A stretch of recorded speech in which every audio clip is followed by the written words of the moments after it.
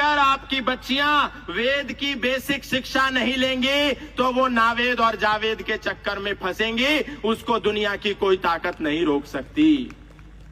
इसलिए हम रोते रहते हैं, मुसलमान को गाली देते रहते हैं, ईसाइयों को गाली देते रहते हैं। आज हिंदू होने का सबसे बड़ा पैमाना हो गया, जो सबसे ज्यादा मुसलमानों को गाली देगा वो सबसे बड़ा कट्टर हिंदू होगा। जो ईसाइयों को सबसे ज्यादा गाली देगा वो सबसे ज्यादा कट्टर सनातनी होगा। ईसाइयों और मुसलमानों को गाली देने से कोई हिंदू नहीं बनेगा। भगवत गीता को पढ़ना पड़ेगा तब हम सनातनी बनेंगे, वेद को पढ़ना पड़ेगा तब हम सनातनी बनेंगे, उपनिषदों को पढ़ना पड़ेगा तब हम सनातनी बनेंगे। हम केवल गीत गाते हैं कि मुसलमान मदरसा खोल रहा है, मुसलमान सड़कों पर नमाज कर रहा है, मुसलमान कुरान पढ़ रहा है, मुसलमान ये कर रहा है, मुसलमान वो कर रहा है। अरे अगर मुसलमान अजान कर रहा है, कुरान पढ़ रहा है, नमाज पढ़ रहा है, तो आपको किसने रोका है वेद पढ़ने से? आपको किसने रोका है अपने बच्चों को गुरुकुल भेजने से? ये दुनिया के हिंदू बताएं तो सही।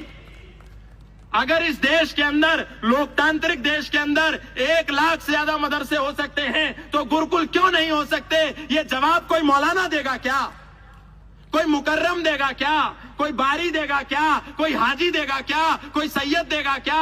ये तो हमको देना पड़ेगा। आप अपने बच्चों को सप्ताह में 1 बार भेजिए ना, वहां वेद पढ़ाइए ना, उनको वहां लेकर के जाइए ना। किसने रोका है? हम नहीं लेकर के जाएंगे। संडे आएगा, हम अपने बच्चे को मॉल लेकर के जाएंगे, पिज्जा हट लेकर के जाएंगे, डोमिनोज लेकर के जाएंगे, कैफे लेकर के जाएंगे, बीच लेकर के जाएंगे, और फिर वही बच्चा किसी जोसेफ के चक्कर में फंसेगा और गले से हनुमान का लॉकेट उतार करके क्रॉस का लॉकेट डाल देगा, और फिर आकर के कहेंगे महाराज जी हमारे बच्चे को समझाइए, हमारा बच्चा हमारे हाथ से निकल गया।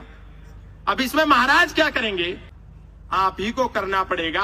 आप खुद, बहन ने बताया, दिन भर देखते रहेंगे ससुराल गेंदा फूल और फिर जाकर के महाराज से शिकायत करेंगे अपने बच्चों की, तो बच्चों को समय नहीं देंगे, बच्चों को शिक्षा नहीं देंगे, बच्चों को ज्ञान नहीं देंगे, और फिर रोएंगे तो रोना ही पड़ेगा।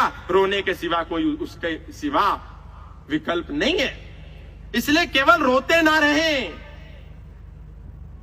केवल आंसू ना बहाते रहें, केवल गालियां ना देते रहें। खुद कुछ करके दिखाएं। किसने रोका है?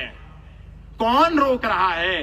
खोलिए ना गुरुकुल, भेजिए ना बच्चों को वेदशाला, लेकर के जाइए ना बच्चों को मंदिर। लेकिन नहीं लेकर के जाएंगे। खुद ही बच्चों को कहेंगे बेटा भगवत गीता बचपन में मत पढ़ो, क्योंकि ये तो 55 में पढ़ने की चीज है, और बचपन में पढ़ लिया तो तू भी जोगी बन जाएगा, बाबा बन जाएगा।